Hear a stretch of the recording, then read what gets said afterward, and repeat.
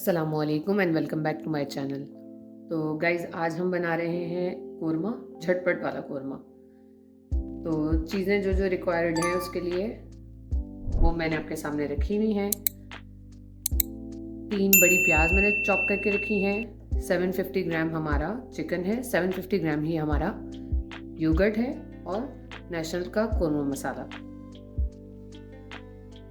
तो वीडियो को शुरू करने से पहले अगर आप मेरे चैनल पर न्यू हैं तो चैनल को लाइक, शेयर और सब्सक्राइब करना ना भूलिए। चलिए चलते हैं अपने वीडियो की तरफ।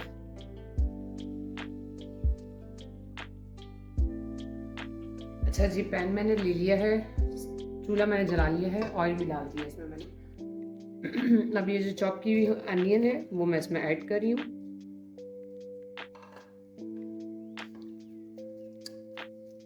अच्छा, अनियन को हम अच्छे से ब्राउन करेंगे, ठीक है।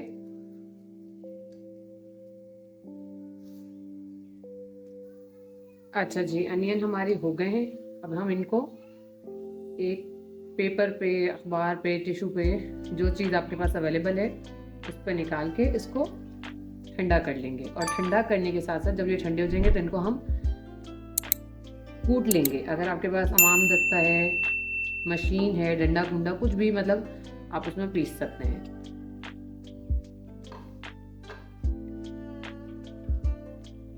अच्छे तरीके से जो हमारी प्याज ब्राउन हुई भी है वो हमें सारी निकालनी है।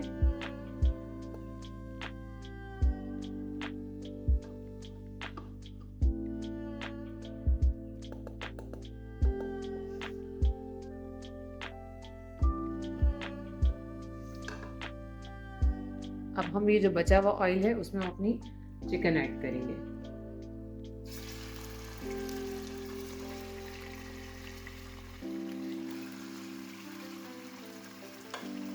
चिकन को बस हम 2 मिनट तक भूनेंगे और इसमें मैं ऐड करूंगी जिंजर गार्लिक पेस्ट।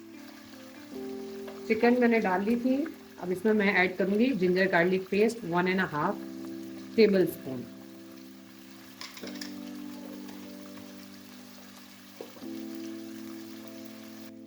अच्छा जी, इसको मैंने 2 मिनट भून लिया है, कलर आपने देखा है चेंज हो गया इसका। अब मैं इसमें कोरमा मसाला मिक्स डाल रही हूँ। इसको मैं मिक्स करूंगी।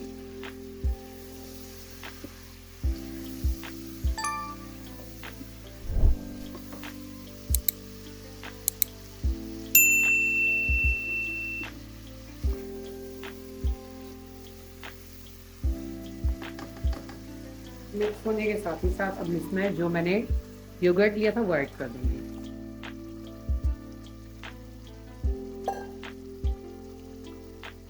अच्छा, इसमें हमें पानी डालने की बिल्कुल भी ज़रूरत नहीं है क्योंकि ऑलरेडी दही थोड़ा लिक्विड ही था। तो अब मैं इसको कवर अप करके तकरीबन इतना कुक कर लूँगी कि ये 80% जितना कुक हो जाए। और साथ ही साथ जो मैंने अपने प्याज रखे थे उनको मैं पीस लूँगी। तो जैसा कि मैंने आपको बताया कि 80% हमारा चिकन कुक हो जाए तो उसके बाद आपने क्या करना है, जो हमने अनियन अपना फ्राई किया था उसको मैंने चॉप कर लिया है। फ्लेम मैं लो करूँगी और साथ ही साथ मैं इसमें ये जो मैंने अनियन कटिंग किया था, जो हमारा ब्राउन हुआ हुआ अनियन था, उसको मैंने अच्छे से पेस्ट बना लिया है। अगर आपके पास डंडा कुंडा है उसमें आप पीस सकते हैं। डंडा कुंडा भी कहते हैं बहुत से लोग अलग अलग बहुत कुछ कहते हैं, चट्टू भट्टा कहते हैं। बस आपके पास जो भी चीज़ अवेलेबल है आप उसमें अच्छे से प्याज़ों को पीस के वो आपने इसमें ऐड करना है।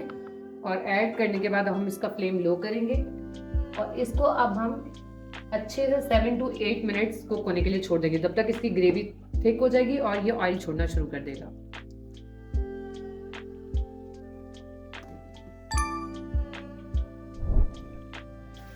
तो गाइज आप देख रहे हैं कलर इसका चेंज हो चुका है। मैंने गार्निशिंग कर दिया, ऑयल इसने छोड़ दिया है। अब हम इसको सर्व करेंगे।